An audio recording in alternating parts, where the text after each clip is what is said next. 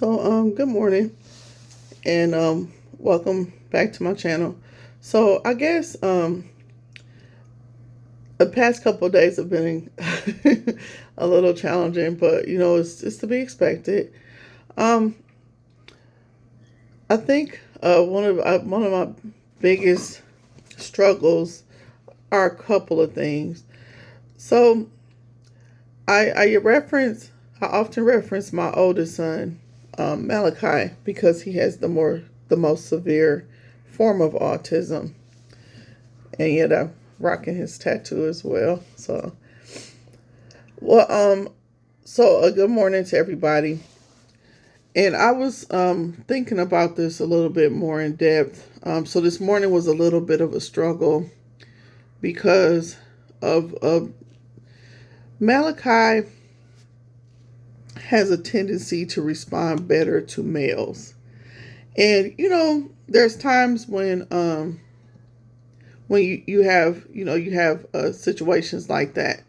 But being a single parent, a single mom raising a child who happens to be a 15-year-old male who is severely autistic, that is very challenging to not be able to have him to follow directions and things like that when I need him to do things that are very important. Granted, people of various ages and gender and stuff like that can have very fixed, rigid routines that they like to stick to, which can even also create some significant communication challenges. Well, when it gets to a point where it's hard to even get your child to comply with bathing and wanting to separate from certain articles of clothing and things like that, that can be really tough. I know this morning I had to ask for assistance from a friend of mine to help get him to get up and get in the tub and bathe because as bad as this might sound, sometimes it's to the point where he's wanting to bathe every couple of days, and to me I feel like that's unacceptable, to go out in public like that. But I mean, this has been an ongoing struggle, to get him to follow rules and do tests like that and listen when it's very important to be listening, because he gets really stubborn and wants to do things his way. So it's just one of those things I thought about. And I know I'm getting ready to switch topics rather quickly, but I guess one thing that was on my mind, or has been on my mind, is the fact that I often kind of struggle with the fact that I never got formally introduced to my son. And when I say that, Malykhi can say short sentences here and there. There are certain things about him that give me little glimpses into his personality. But I was having a conversation the other day with someone about the fact that I wasn't fully introduced to my son as a whole. It's like, who is Malykhi? What potential personality traits could he have had? And how could he have manifest those personality traits into being a big brother? Because I was just thinking about how, older brothers kind of pick with the younger siblings and, rough them up a little bit, especially my 10-year-old son. I wish that opportunity could have been, formed between the two brothers. But it's quite opposite, because given Malykhi's deficits, I find that my youngest son has to play more of a big brother role than a baby brother role. So that can be really challenging, because, he has to be responsible for making sure his brother is safe when, being another set of eyes, keeping his brother safe. And so does his younger sister's 12-year-old sister. And that's the part. It's like one of those things where when you find out you're expecting a child and then learn a couple years down the line that this child is going to have some significant challenges, and the challenges end up resulting in him not being able to fully verbalize and express like emotions in the way that a typical person would.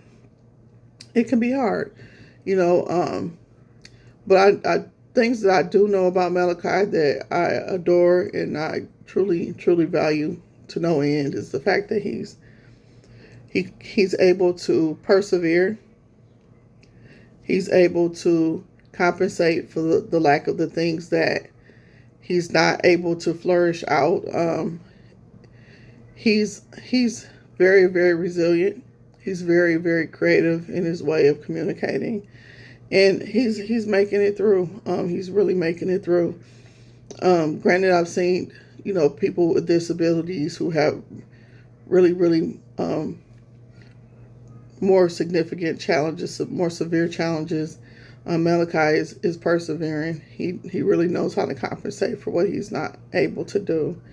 Um, I that part of him makes me really really happy that he's able to push through despite his challenges, and I can also thank the support of having him in ABA therapy very very early on. Um, to help him learn skills that will be valuable in developing the social piece to the best that he's able to do.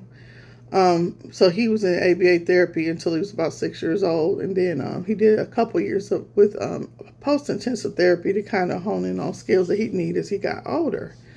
And now that he's in high school, they're focusing on skills that he's going to need into his adulthood. So those are some new things that that will develop and evolve over the next couple of years.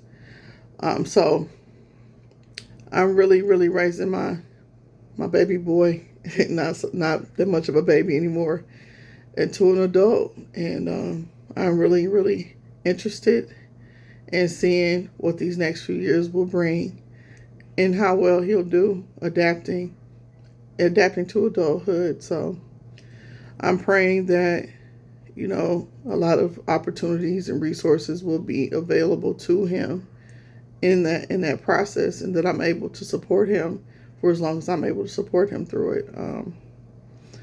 So yeah, it may seem like I was kind of rambling on, and I have a tendency to do that, but that's okay. These are just thoughts that I have about being a mom on this autism spectrum journey, and I just want to share them with you.